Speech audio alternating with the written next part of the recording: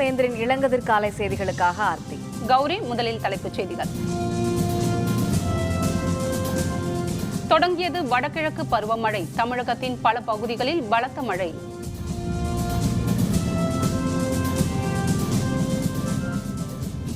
India இலங்கை மீனவர் பிரச்சினை தில்லியில் வரும் 5ஆம் தேதி பேச்சுவார்த்தை.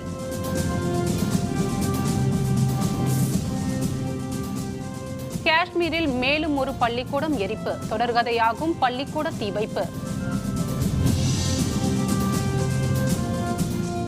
ரியல் எஸ்டேட் சட்ட முன்வரைவு யூனியன் பகுதிகளில் இன்று அறிவிக்கப்பட வாய்ப்பு.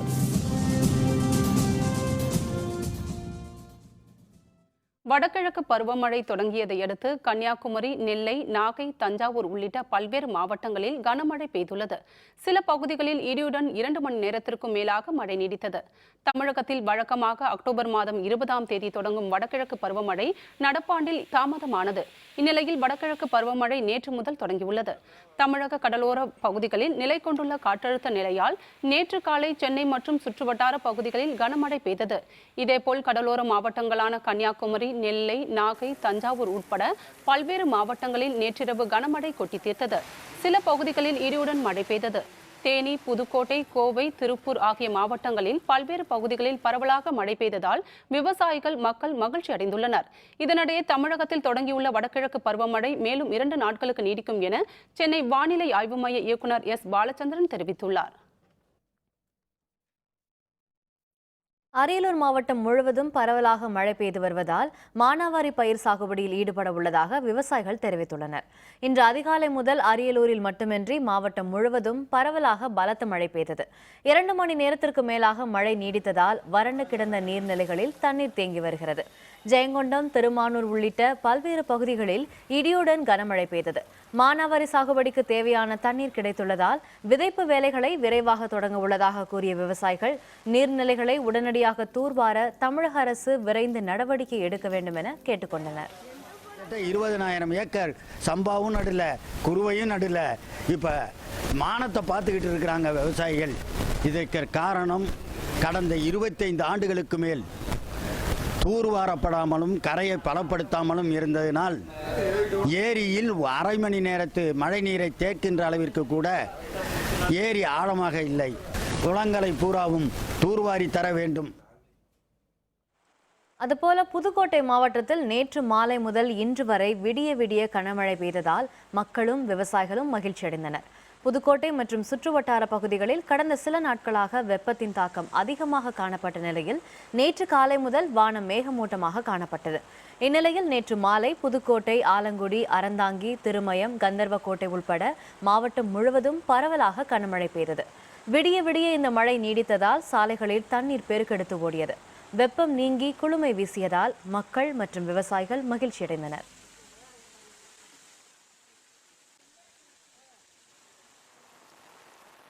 திருப்பூர் மாவட்டத்திலும் நேற்று இரவு தொடங்கி விடிய விடிய மிதமான மழை பெய்து வருவதால் மக்கள் மற்றும் விவசாயிகள் உற்சாகமடைந்துள்ளனர். திருப்பூரில் இரவு 8 மணி அளவில் இடியுடன் தொடங்கிய மிதமான மழை இன்று காலை வரை நீடித்தது. உடுமலை, பல்லடம், தாராபுரம், காங்கயம், ஊத்துக்குளி, அவிநாசி உள்ளிட்ட பல்வேறு பகுதிகளிலும் விடிய விடிய மழை பெய்து வருகிறது. தொடர் மழையால் தாழ்வான சாலைகளில் தண்ணீர் தேங்கியதால் வாகன ஓட்டுநர்கள் சிரமத்திற்குள்ளாகினர். தீபாவளிக்காக சொந்த ஊர்களுக்கு சென்ற பல லட்சம் பேர் இன்று அதிகாலை முதல் சென்னைக்கு திரும்ப வர தொடங்கியுள்ளனர். சென்னையில் வசிக்கும் பிற மாவட்ட மக்கள் பல லட்சம் பேர் தீபாவளி திருநாளை கொண்டாட சொந்த ஊர்களுக்கு புறப்பட்டு சென்றிருந்தனர். அவர்கள் இன்று அதிகாலை முதல் சென்னைக்கு திரும்பி வர தொடங்கியுள்ளனர். இதனால் பெருங்களத்தூர், தாம்பரம் பகுதிகள் இன்று பரபரப்பாய் காணப்பட்டன. தாம்பரம் மின் ரயில் நிலையம், பேருந்து நிலையம் மக்கள் கூட்டம் நிரம்பி வழிந்தது. நிலைமையை சமாளிக்க சிறப்பு பேருந்துகள் இறக்கப்பட்டதால் மக்கள் அவரவர்களின் இருப்பிடங்களுக்கு எளிதாக திரும்பினர். கூட்டத்தை சமாளிக்க வழக்கமாக 6 மணி முதல் இயக்கப்படும் மெட்ரோ ரயில் இன்று 5 மணி முதலே இயக்கப்பட்டது. தீபாவளி முடிந்து திருச்சியிலிருந்து சொந்த ஊர்களுக்கு செல்லும் பயணிகளுக்கான சிறப்பு பேருந்து வசதியை அமைச்சர் எம்.ஆர். விஜயபாஸ்கர் பார்வையிட்டார். தீபாவளி திருநாளுக்காக மக்கள் சொந்த ஊர்களுக்கு செல்ல வசதியாக தமிழக அரசு சிறப்பு பேருந்துகளை இயக்கியது. தற்போது திருநாள் முடிந்து மீண்டும் தங்கள் வாழ்விடங்களுக்கு திரும்பும் மக்களுக்காக இன்றும் நாளையும் சிறப்பு பேருந்துகளை அரசு இயக்கி வருகிறது. திருச்சி பேருந்து நிலையத்தில் இதற்காக செய்யப்பட்டுள்ள சிறப்பு ஏற்பாடுகளை போக்குவரத்து துறை அமைச்சர் விஜயபாஸ்கர் பார்வையிட்டார். பயணிகளிடம் இது பற்றி அவர் கேட்டறிந்தார். அப்போது அமைச்சர் வெல்லமண்டி என் நடராஜனும் உடனிருந்தார். திருச்சியிலிருந்து சென்னை உள்ளிட்ட பிற ஊர்களுக்கு 4322 பேருந்துகள் 3 நாட்களுக்கு இயக்கப்படுகின்றன.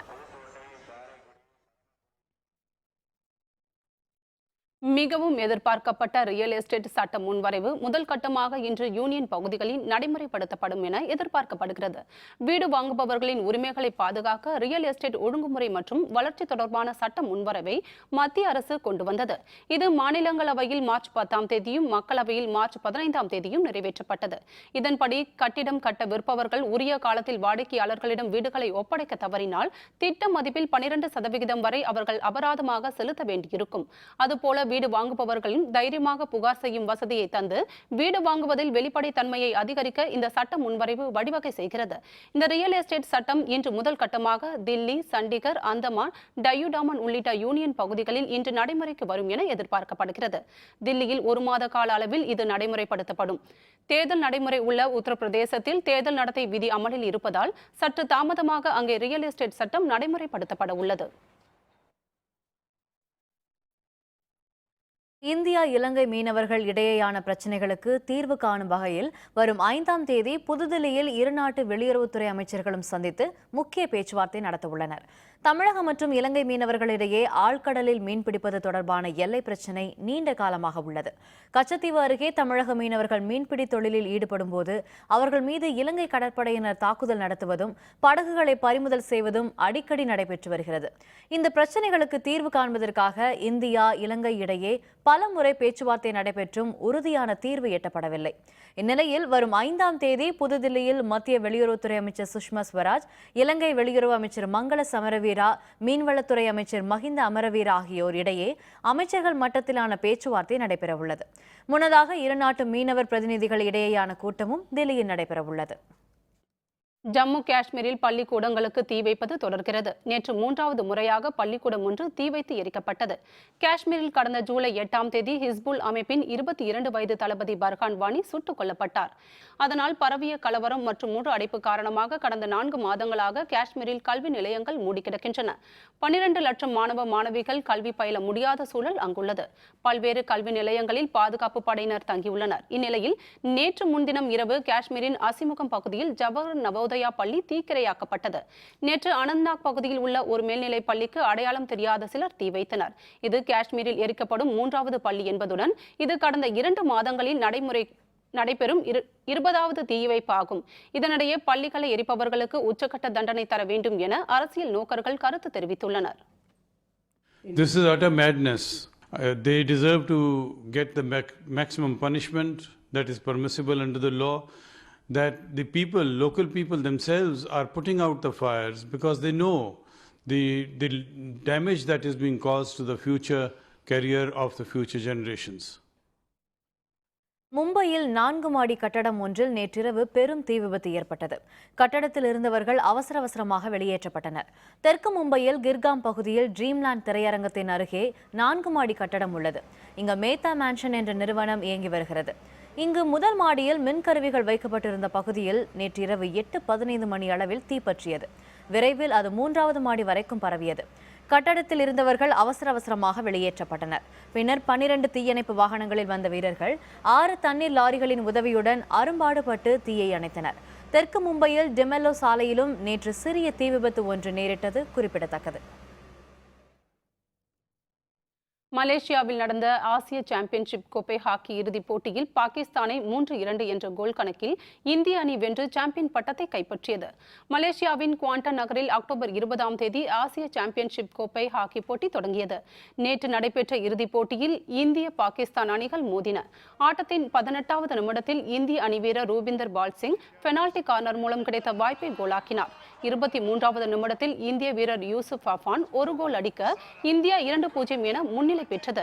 சுதாரித்துக் கொண்ட பாகிஸ்தான் வீரர் முகமது அலீம் பிலால் 26வது நிமிடத்திலும் அந்த அணியின் அலிசான் 38வது நிமிடத்தில் கோல் போட 2-2 என ஆட்டம் சமநிலையை எட்டியது. இந்நிலையில் 51வது நிமிடத்தில் இந்திய வீரர் நிகின் திமையா வெற்றி கோலை அடித்தார். இதனால் 3-2 என்ற கோல் கணக்கில் நடப்பு சாம்பியன் பாகிஸ்தானை இந்தியா வீழ்த்தி 2வது முறையாக சாம்பியன் கோப்பையை கைப்பற்றி சாதனை படைத்தது. போட்டியின் ஆட்ட நாயகனாக ரூபிந்தர் பால் சிங் தேர்வு செய்யப்பட்டார். This time Nikin Tamaya makes no mistake. Again, 5 years after their first crown when they beat Pakistan. QNet Men's Asian Champions Trophy 2016. On this happiest of Diwali nights for the Indian team. Up in 2012. 40 ஆண்டுகளுக்கு மேலாக நிலுவையில் இருந்த ராணுவ வீரர்களுக்கான ஒரே பதவி ஒரே ஓய்வூதியம் திட்டத்தை நிறைவேற்றியுள்ளது மகிழ்ச்சி அளிப்பதாக பிரதமர் நரேந்திர மோடி தெரிவித்துள்ளார். உத்தரகண்ட் மாநிலம் மானா போஸ்ட் பகுதியில் உள்ள ராணுவ வீரர்களுடன் பிரதமர் நரேந்திர மோடி நேற்று தீபாவளி திருநாளை கொண்டாடினார். இதனைத் தொடர்ந்து இந்திய திபெத் எல்லையான இமாச்சல பிரதேசம் கினோர் சோந்து பகுதியில் எல்லை பாதுகாப்பு பணியில் ஈடுபட்டுள்ள வீரர்களையும் சந்தித்து பிரதமர் அவர்களுக்கு இனிப்பு வழங்கினார். முன்னதாக சாங்கோ கிராமத்தில் இறங்கி கிராம மக்களுடன் அவர் தீபாவளியை கொண்டாடினார். இதுபற்றி தனது ட்விட்டர் பக்கத்தில் கருத்து தெரிவித்துள்ள பிரதமர் 40 ஆண்டு காலமாக நிலுவையில் இருந்த ராணுவ வீரர்களுக்கான ஒரே பதவி ஒரே ஓய்வூதிய திட்டம் நிறைவேற்றியுள்ளது மகிழ்ச்சி அளிப்பதாக தெரிவித்துள்ளார். முதல் தவணையாக 5500 கோடி ரூபாய் ஒதுக்கப்பட்டுள்ளதாகவும் தனது கனவு நிறைவேறியுள்ளது என்றும் மோடி தெரிவித்துள்ளார். நாடு முழுவதும் தீபாவளி திருநாள் உற்சாகமாக கொண்டாடப்பட்ட நிலையில் பல்வேறு இடங்களில் இஸ்லாமியர்களும் தீபாவளியை மகிழ்ச்சியுடன் கொண்டாடி மகிழ்ந்தனர். தீபாவளி திருநாள் நாடு முழுவதும் நேற்று முன்தினம் மிக உற்சாகமாக கொண்டாடப்பட்டது. தீபாவளியையொட்டி மும்பை ஹாஜி அலி தர்கா வண்ண விளக்குகளால் அலங்கரிக்கப்பட்டிருந்தது. இதுபோல மும்பையில் இஸ்லாமிய குடும்பங்கள் பலர் ஆர்வத்துடன் தீபாவளியை கொண்டாடி மகிழ்ந்தனர். இந்தியா வந்திருந்த வெளிநாட்டவர்களும் தீபாவளி கொண்டாட்டத்தில் மகிழ்ச்சியுடன் பங்கேற்றனர்.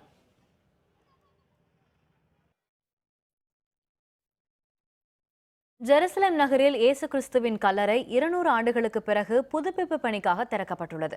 இஸ்ரேல் நாட்டின் மேற்கு கரை பகுதியில் ஜெருசலேம் நகரம் அமைந்துள்ளது. இங்கு கிபி 33ஆம் ஆண்டில் இயேசு கிறிஸ்துவின் திருவுடல் அடக்கம் செய்யப்பட்டதாக நம்பப்படுகிறது. இயேசுவின் கல்லறை மீது கல்லறை திருக்கோவில் அமைக்கப்பட்டுள்ளது. இந்த கல்லறையை மூடியிருந்த பளிங்கு செலவைக்கல் பாலம் கடந்த 1810ஆம் ஆண்டு புதுப்பிப்பு பணிக்காக ஒருமுறை திறக்கப்பட்டது. இந்த நிலையில் தற்போது 200 ஆண்டுகளுக்கு பின் முதல் முறையாக இயேசுவின் கல்லறை மீண்டும் திறக்கப்பட்டிருக்கிறது. அசிசி பிரான்சிஸ்கன் சபை, ஆர்மீனிய கிறிஸ்துவ அமைப்பு, கிரேக்க பழமைவாத கிறிஸ்துவ அமைப்பு ஆகியவற்றின் ஒப்புதலுடன் திறக்கப்பட்டுள்ள இயேசுவின் கல்லறையில் புதுப்பிப்பு பணிகள் அடுத்த ஆண்டு மார்ச் மாதம் வரை நடைபெறவுள்ளது. அதுவரை புனித பயணிகளும் சுற்றுலா பயணிகளும் இயேசுவின் கல்லறையை காண முடியும். காவிரி மற்றும் ஜல்லிக்கட்டு விவகாரம், மத்திய அரசுக்கு ஸ்டாலின் கண்டனம். விவரம் விளம்பர இடைவேளைக்கு பிறகு.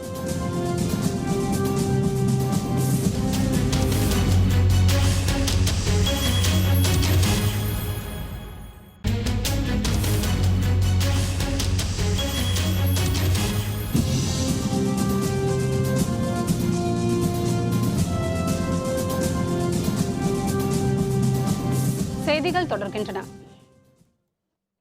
காவிரி மேலாண்மை வாரியத்தை அமைப்பது தொடர்பாக உத்தரவிட உச்சநீதிமன்றத்திற்கு உரிமை இல்லை என வாதாடும் மத்திய அரசு ஜல்லிக்கட்டுக்கு தடை விதிக்கப்பட்ட வழக்கில் தமிழகத்திற்கு ஆதரவாக ஏன் செயல்படவில்லை என திமுக பொருளாளர் மு க ஸ்டாலின் கேள்வி எழுப்பினார். திருப்பரங்குன்றம் சட்டப்பேரவை தொகுதி திமுக செயல் வீரர்கள் கூட்டம் மதுரையில் உள்ள அவனியாபுரத்தில் நடைபெற்றது. முன்னாள் அமைச்சர் ஐ பெரியசாமி தலைமை வகித்தார். இதில் பங்கேற்று பேசிய திமுக பொருளாளரும் சட்டப்பேரவை எதிர்க்கட்சி தலைவருமான மு க ஸ்டாலின் காவிரி விவகாரத்தில் கர்நாடகத்தில் உள்ள அனைத்து கட்சிகளும் ஒற்றுமையாக செயல்படுவதாகவும் தமிழ்நாட்டில் அந்த நிலை இல்லை என்றும் தெரிவித்தார். திமுக ஆட்சியில் இருந்தாலும் எதிர்க்கட்சியாக இருந்தாலும் மக்கள் நலனுக்காக தொடர்ந்து குரல் கொடுத்து வருவதாகவும் ஸ்டாலின் தெரிவித்தார். நடுவர் மன்றத்தை உச்சநீதிமன்றமே உத்தரவு போட்டாலும் நாங்கள் அதை அமைக்க மாட்டோம், அதை அமைக்கக்கூடிய உத்தரவை நீங்கள் பிறப்பிக்க முடியாது என்று உச்சநீதிமன்றத்தில் போய் இன்றைக்கு மத்தியில் இருக்கக்கூடிய ஆட்சி போய் நீதிமன்றத்தில் மனு தாக்கல் செய்கிறீங்களா? அப்படி செய்யற நீங்க ஜல்லிக்கட்டு நடத்தக்கூடாது என்று உச்சநீதிமன்றம் உத்தரவு கொடுக்கிற போது அப்ப ஏன் போய் நீங்க இதை போட உங்களுக்கு உத்தரவு இல்லை என்று சொல்லக்கூடிய யோசிய பிஜேபி ஆட்சிக்கு இருக்கா? நான் கேட்கிறேன். காவிரி நதிநீர் பங்கீடு விவகாரத்தில் கர்நாடகத்தில் உள்ள காங்கிரஸ் அரசுக்கு ஆதரவான நிலைப்பாட்டை மத்திய அரசு எடுத்துள்ளதாக புதுச்சேரி முதல்வர் நாராயணசாமி குற்றம் சாட்டியுள்ளார். புதுச்சேரி நெல்லித்தோப்பு சட்டப்பேரவை இடைத்தேர்தலில் போட்டியிடும் புதுச்சேரி முதல்வர் நாராயணசாமி வரும் 2ஆம் தேதி வேட்புமனு தாக்கல் செய்ய இருக்கிறார். இந்நிலையில் நேற்று அவர் புதுக்கோட்டையில் உள்ள புவனேஸ்வரி அம்மன் கோவிலில் தனது வேட்புமனுவை வைத்து வழிபாடு நடத்தினார். பின்னர் செய்தியாளர்களுடன் பேசிய முதல்வர் நாராயணசாமி, காவிரி விவகாரத்தில் கர்நாடகத்தில் காங்கிரஸ் ஆட்சி நடைபெற்று வந்தாலும் புதுச்சேரி மாநிலத்திற்கான உரிமையை ஒருபோதும் விட்டுக் கொடுக்க மாட்டோம் என தெரிவித்தார். புதுச்சேரி மாநில துணைநிலை ஆளுநருக்கும் தமது தலைமையிலான அரசுக்கும் இடையே எந்தவிதமான கருத்து மோதல்களும் இல்லை எனவும் நாராயணசாமி தெரிவித்தார். காவிரி மேலாண்மை வாரியம் அமைக்க வேண்டும் என்று உச்சநீதிமன்றமானது மத்திய அரசுக்கு கட்டளையிட்டது, உத்தரவிட்டது. ஆனால் மாண்புமிகு பாரத பிரதமர் நரேந்திர மோடி அவர்கள் உச்சநீதிமன்ற தீர்ப்பை மத்திய அரசும் உதாசீனப்படுத்தியது, பிரதமர் அவர்களும் மதிக்கவில்லை. இதிலிருந்து கர்நாடக அரசுக்கு ஆதரவாக பாரத பிரதமர் அவர்களும் மத்திய அரசும் செயல்படுகிறது என்பது தெரிகிறது. காவிரி மேலாண்மை வாரியம் அமைப்பது உட்பட மக்களின் பல்வேறு பிரச்சனைகளுக்கு முடிவு காணாத மத்திய அரசு சிறுபான்மையின மக்களை அச்சுறுத்தும் வகையில் பொது சிவில் சட்டத்தை கையில் எடுத்திருப்பதாக தமிழ் மாநில காங்கிரஸ் தலைவர் ஜி.கே. வாசன் குற்றம் சாட்டினார். ஈரோட்டில் செய்தியாளர்களுடன் பேசிய அவர், உச்சநீதிமன்றத்தின் உத்தரவுப்படி காவிரி மேலாண்மை வாரியத்தை அமைக்க மத்திய அரசு தவறிவிட்டதாக குற்றம் சாட்டினார். தமிழக விவசாயிகளின் எதிர்பார்ப்பை நிறைவேற்ற மத்திய அரசும் கர்நாடக அரசும் தவறிவிட்டதாக கூறிய அவர், அனைத்து விவசாயிகளையும் இந்திய விவசாயிகள் என்ற கண்ணோட்டத்துடன் பார்த்தால் நதிநீர் சிக்கலை எளிதாக தீர்த்துவிட முடியும் என்று தெரிவித்தார். கீழ்பவானியிலிருந்து காலதாமதமாக தண்ணீர் திறக்கப்பட்டதால் பாதிக்கப்பட்டுள்ள பாசன கால்வாய் விவசாயிகளுக்கு உரிய நிவாரணத் தொகையை தமிழக அரசு உடனடியாக வழங்க வேண்டும் எனவும் ஜி.கே. வாசன் வேண்டுகோள் விடுத்தார். காவிரி மேலாண்மை வாரியத்தை அமைக்க வேண்டியது மத்திய அரசினுடைய கடமை. 1008 பிரச்சனைகளுக்கு தீர்வு காணக்கூடிய கட்டாய நிலையிலே மத்திய அரசு இருக்கும்போது சிவில் சட்டம் என்ற ஒன்றை கொண்டு வந்து சிறுபான்மையினரை அச்சுறுத்த தேவையில்லை. தீபாவளி திருநாளை ஒட்டி சென்னை நகரம் 100 மைக்ரோகிராம் மிதக்கும் நுண் துகள்களால் மாசடைந்திருப்பதாக தமிழ்நாடு மாசு கட்டுப்பாட்டு வாரியம் தகவல் வெளியிட்டுள்ளது.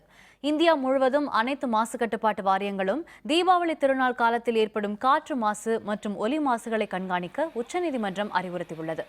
அதன்படி சென்னையில் தீபாவளிக்கு பின் வளிமண்டல காற்றின் தரம், ஒலி அளவு பற்றிய ஆய்வை தமிழ்நாடு மாசு கட்டுப்பாட்டு வாரியம் நேற்று வெளியிட்டுள்ளது. சென்னை நகர காற்றில் 80 மைக்ரோகிராம் சல்பர் டை ஆக்சைடும் 80 மைக்ரோகிராம் நைட்ரஜன் டை ஆக்சைடும் கலந்திருப்பதாகவும் இது கடந்த ஆண்டை விட குறைவுதான் என்றும் மாசு கட்டுப்பாட்டு வாரியம் கூறியுள்ளது. புதுக்கோட்டையில் ஜவுளி கடை ஒன்றில் நேற்றிரவு ஏற்பட்ட தீ விபத்தில் பல லட்சம் ரூபாய் மதிப்புடைய பொருட்கள் எரிந்து சேதமாயின. புதுக்கோட்டை டவுன் பிருந்தாவனம் பகுதியில் ராஜஸ்தானை சேர்ந்த புக்குராஜ் கடந்த 8 ஆண்டுகளாக ஜவுளி கடை நடத்தி வருகிறார். தீபாவளி விற்பனை முடிந்த நிலையில் நேற்று சரக்குகளை சரிபார்த்த பின் கடையை பூட்டிவிட்டு அவர் வீட்டுக்கு சென்றார். இரவு 11 மணியளவில் இவரது கடையில் தீ பற்றியது. அந்த பகுதி முழுவதும் புகைமூட்டம் பரவிய நிலையில் தீயணைப்பு வீரர்கள் வந்து தீயை போராடி அணைத்தனர். அப்போது மழை பெய்ததால் தீ பரவாமல் தடுக்கப்பட்டது. இந்த தீ விபத்தில் 3 லட்சம் ரூபாய் ரொக்க பணத்துடன் 50 லட்சம் ரூபாய் வரை பொருட்கள் எரிந்து சேதமடைந்ததாக கூறப்படுகிறது. விபத்து பற்றி கணேஷ் நகர் காவல்துறையினர் விசாரணை மேற்கொண்டுள்ளனர். மின்கசிவின் காரணமாக தீ விபத்து ஏற்பட்டு பெரும் தீ விபத்து. இதில் ஏற்பட்ட சேதம் ஏறக்குறைய 3 லட்சத்துக்கு மேலே வரும். எங்களது பணியாளர்கள் சிறப்பாக சேவை வந்து தீயை கட்டுக்குள் கொண்டு வந்தனர். இப்போ ஃபுல்லாக கம்ப்ளீட்டாக தீயை அணைச்சிட்டோம். விருதுநகர் மாவட்டம் அருப்புக்கோட்டை அருகே இருசக்கர வாகனம் மீது கார் மோதிய விபத்தில் 9 வயது சிறுவன் உயிரிழந்தார். 2 பெண் குழந்தைகள் உட்பட 3 பேர் படுகாயமடைந்தனர். விருதுநகரில் உள்ள பாண்டிய நகரைச் சேர்ந்தவர் சந்திரசேகரன். இவர் தனது மனைவி மற்றும் 3 குழந்தைகளுடன் இருசக்கர வாகனத்தில் காரியாப்பட்டியில் உள்ள உறவினர் வீட்டிற்கு சென்றுவிட்டு ஊர் திரும்பிக் கொண்டிருந்தார். கல்குறிச்சி புறவழிச்சாலையில் அவர் வந்து கொண்டிருந்த போது திருச்சியிலிருந்து வந்த கார் கட்டுப்பாட்டை இழந்து இருசக்கர வாகனம் மீது மோதியது. இதில் சந்திரசேகரனின் 9 வயது மகன் சுந்தர மகாலிங்கம் பலியானார். தகவல் அறிந்து வந்த மல்லாங்கிணறு காவல்துறையினர் படுகாயமடைந்த சந்திரசேகரன் மற்றும் அவரது 2 பெண் குழந்தைகளையும் மீட்டு அருப்புக்கோட்டை அரசு மருத்துவமனைக்கு அனுப்பி வைத்தனர். காவல் நிலையத்தில் சரணடைந்த கார் ஓட்டுநர் பெரியசாமி கைது செய்யப்பட்டார். நீலகிரி மாவட்டம் மேட்டுப்பாளையம் அருகே வனத்துறையினர் முனைப்புடன் பராமரித்து வந்த தாயை பிரிந்த குட்டி ஆண் யானை நேற்று உயிரிழந்தது. சிறுமுகை வனப்பகுதியில் கடந்த 14ஆம் தேதி ஆண் குட்டி யானை ஒன்று ஆதரவற்று தவித்து வருவதாக வனத்துறையினருக்கு தகவல் கிடைத்தது. அதன் பேரில் அதனை மீட்ட வனத்துறையினர் முதுமலை புலிகள் காப்பகத்திற்கு அதை அனுப்பி வைத்தனர். அங்குள்ள வளர்ப்பு யானைகள் முகாமில் தங்க வைத்து குட்டி யானைக்கு கால்நடைத்துறையினர் மருத்துவ சிகிச்சைகளை தொடர்ந்து வழங்கினர். தாய்ப்பால் கிடைக்காததால் கடந்த சில நாட்களாக சோர்வுடன் காணப்பட்ட அந்த குட்டி யானை 15 நாட்களுக்கு பிறகு நேற்று உயிரிழந்தது. முதுமலை புலிகள் காப்பகத்தின் கள இயக்குநர் சீனிவாச ரெட்டி, துணை கள இயக்குநர் சரவணன் ஆகியோர் முன்னிலையில் குட்டி யானைக்கு உடற்கூறு ஆய்வு நடைபெற்றது. மூச்சு திணறலால் குட்டி யானை இறந்திருக்கலாம் என வனத்துறையினர் தெரிவித்துள்ளனர். சேலம் அரசு மருத்துவமனையில் இருந்து கடந்த புதன்கிழமை கடத்தப்பட்ட ஆண் குழந்தை 4 நாட்களுக்கு பின் பத்திரமாக மீட்கப்பட்டுள்ளது.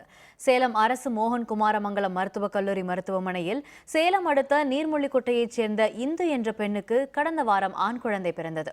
இந்நிலையில் இந்த குழந்தை கடந்த புதன்கிழமையன்று கடத்தப்பட்டது. இது தொடர்பாக அங்கிருந்த கண்காணிப்பு கேமராக்களை காவல்துறையினர் ஆய்வு செய்தபோது கர்ப்பிணி போல் வேடமணிந்த ஒரு பெண் குழந்தையை கடத்திச் செல்வது தெரியவந்தது. இதையடுத்து தனிப்படைகள் அமைக்கப்பட்டு தீவிர விசாரணை நடைபெற்று வந்த நிலையில் தருமபுரி மாவட்டம் பாலக்கோட்டையைச் சேர்ந்த வெண்ணிலா என்ற பெண் குழந்தையை கடத்திச் சென்றது தெரியவந்தது. குழந்தையை அவரிடமிருந்து பத்திரமாக மீட்ட காவல்துறையினர் வெண்ணிலாவை கைது செய்து விசாரித்து வருகின்றனர். விசாரணையின் போது திருமணமாகி 3 ஆண்டுகள் ஆன நிலையில் குழந்தை இல்லாததால் இந்த குழந்தையை கடத்தியதாக வெண்ணிலா தெரிவித்தார். இதனிடையே மீட்கப்பட்ட குழந்தை அதன் பெற்றோரிடம் ஒப்படைக்கப்பட்டது. குழந்தை இல்லாமல் இருந்ததுனால அதுக்கு ஒரு குழந்தை இருந்தால் தான் அது மீதி இந்த சமுதாயத்தோட முன்னாடி அதுக்கு ஒரு இது கிடைக்கும்னு சொல்லிட்டு அதே ஒரு 6 மந்த்ஸாக கொஞ்சம் ப்ரெக்னெண்ட்டாக ஆக்ட் பண்ணியிருக்கு. ஒரு நாளைக்கு இதுக்கு மேலே ஆக்ட் பண்ண முடியாமல் வரும்போது என்ன ஆகிடும், ஏதோ ஒரு இடத்துல குழந்தை வேணும். அதுக்காக இந்த மாதிரி இந்த தப்பு பண்ணியிருக்கு.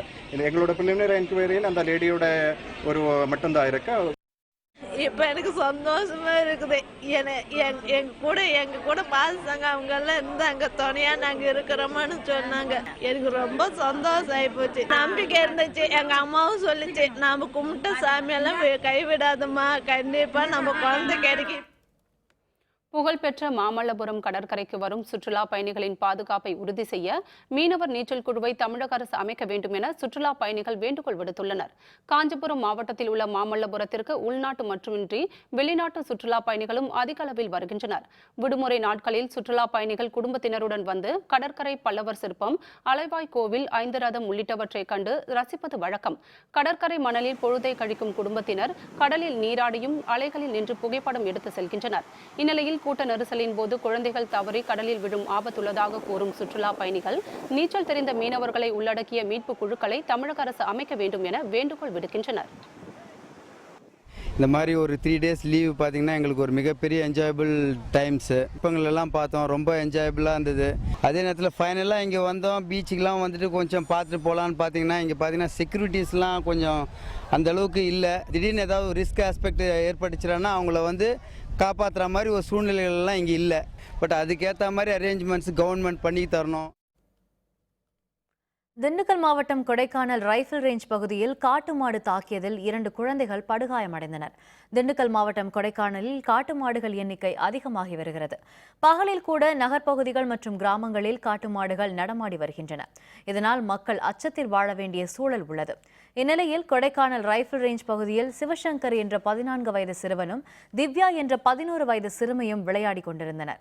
அப்போது பேரித்தோப்பிலிருந்து வந்த காட்டு மாடு ஒன்று திவ்யாவின் முகத்தில் கொம்பால் குத்தியது.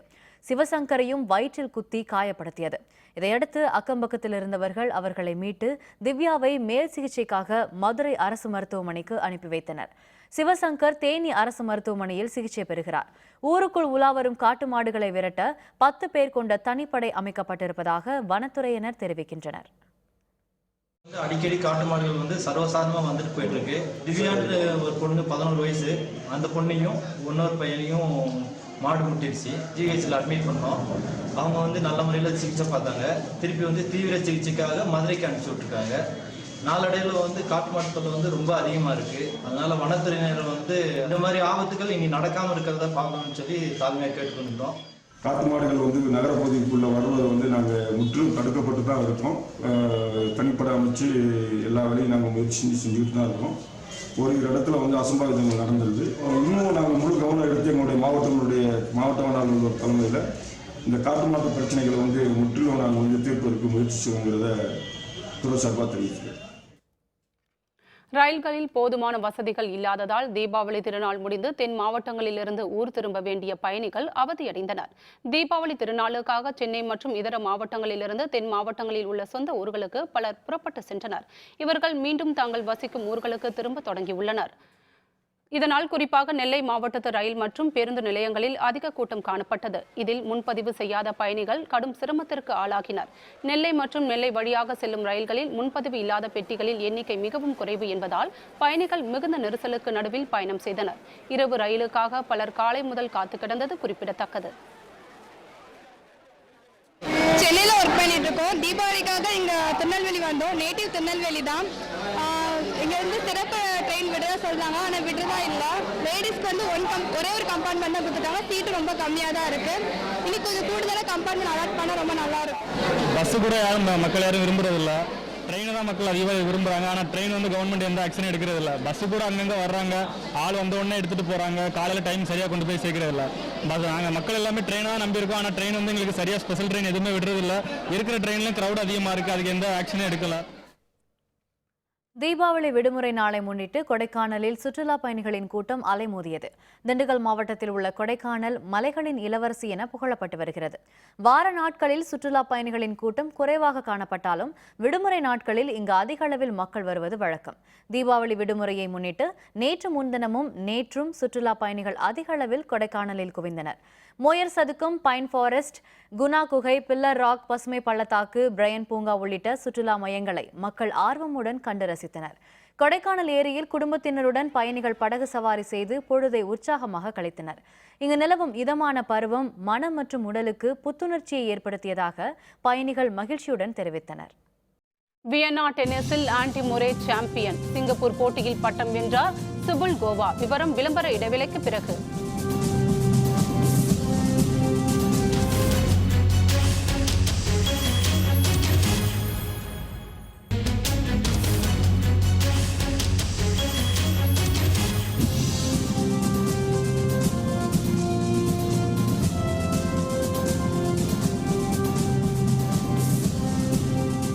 செய்திகள் தொடர்கின்றன. இனி அயலக செய்திகள்.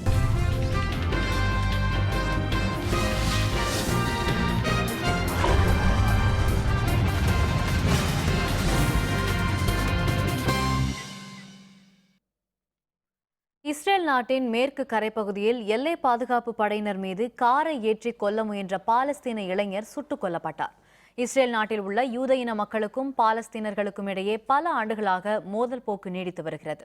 இந்நிலையில் மேற்கு கரையை ஒட்டியுள்ள பெய்த் உமர் பகுதியில் நேற்று இஸ்ரேல் எல்லை பாதுகாப்பு படையினர் கண்காணிப்பு பணியில் ஈடுபட்டிருந்தனர். அப்போது பயங்கர வேகத்தில் வந்த கார் ஒன்று அவர்கள் மீது மோதியது. இதனையடுத்து காரை நோக்கி இஸ்ரேல் படையினர் துப்பாக்கியால் சுட்டனர். இதில் காரில் வந்த பாலஸ்தீன இளைஞர் பலியானார். கார் தாக்குதலில் காயமடைந்த 3 இஸ்ரேல் படையினர் அருகில் உள்ள மருத்துவமனைக்கு சிகிச்சைக்காக அனுப்பி வைக்கப்பட்டனர். இஸ்ரேல் படையினரால் சுட்டுக் கொல்லப்பட்ட இளைஞர் பாலஸ்தீனத்தைச் சேர்ந்தவர் என அந்நாட்டு சுகாதாரத்துறை அமைச்சர் உறுதிப்படுத்தியுள்ளார்.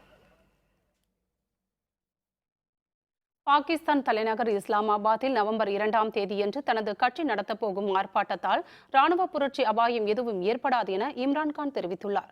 முன்னாள் கிரிக்கெட் வீரர் இம்ரான்கான் தற்போது பாகிஸ்தான் தெஹ்ரிக் இ ஷாபா என்ற அரசியல் கட்சியை நடத்தி வருகிறார். பாகிஸ்தான் பிரதமர் நவாஸ் ஷெரீப்பின் குடும்பத்திற்கு வெளிநாடுகளில் சொத்து இருப்பதாக கூறப்படுவதை கண்டித்து பாகிஸ்தானின் தலைநகர் இஸ்லாமாபாத்தில் நாளை மறுநாள் பிரம்மாண்ட ஆர்ப்பாட்டம் நடத்த இம்ரான்கான் திட்டமிட்டுள்ளார். இதுபோன்ற ஆர்ப்பாட்டம் ராணுவத்தினரை தூண்டி ராணுவ புரட்சிக்கு வழிவகுக்கும் என நவாஸ் ஆதரவாளர்கள் கூறி வரும் நிலையில் அப்படி எதுவும் நடக்காது என இம்ரான்கான் உறுதியளித்துள்ளார். I am doing what an opposition is supposed to do. That's what I'm doing. It doesn't mean I'm asking the army to come, and I don't need the army. We are the only political party in Pakistan that has street power now. No other party can pull people out in the streets.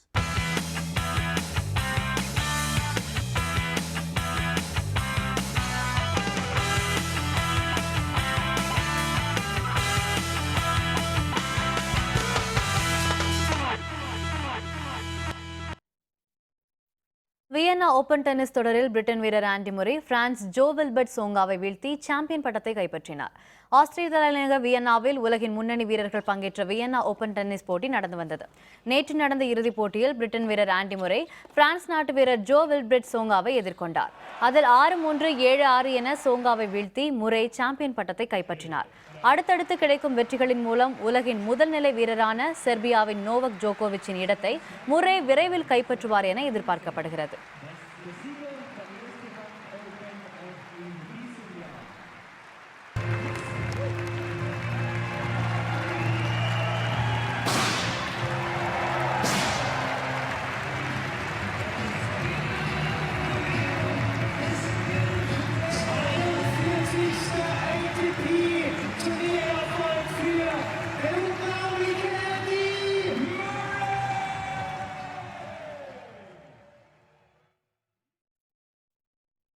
சிங்கப்பூரில் நடைபெற்று வந்த WTA tennis இறுதிப் போட்டியில் Slovakia வீராங்கனை Dominica சிபில்கோவாய் champion ஆனார்.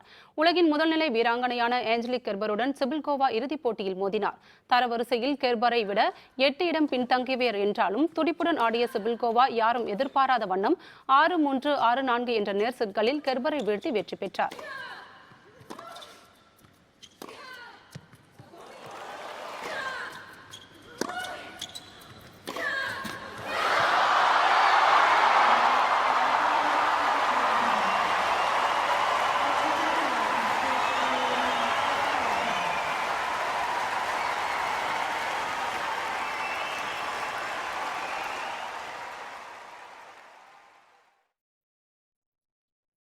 மீண்டும் தலைப்புச் செய்திகள்.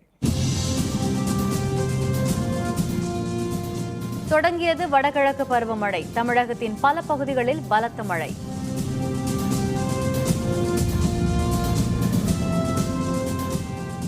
இந்தியா இலங்கை மீனவர் பிரச்சினை தில்லியில் வரும் 5ஆம் தேதி பேச்சுவார்த்தை.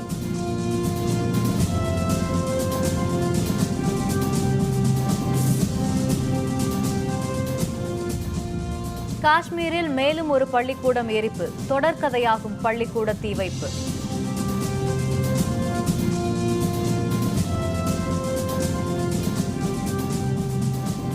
ரியல் எஸ்டேட் சட்ட முன்வரைவு யூனியன் பகுதிகளில் இன்று அறிவிக்கப்பட வாய்ப்பு.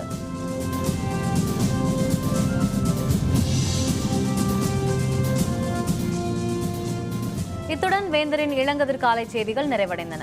மீண்டும் பகல் 11 மணிக்கு வேந்தரின் இளங்கதிர் முற்பகல் செய்திகளில் சந்திப்போம். வணக்கம்.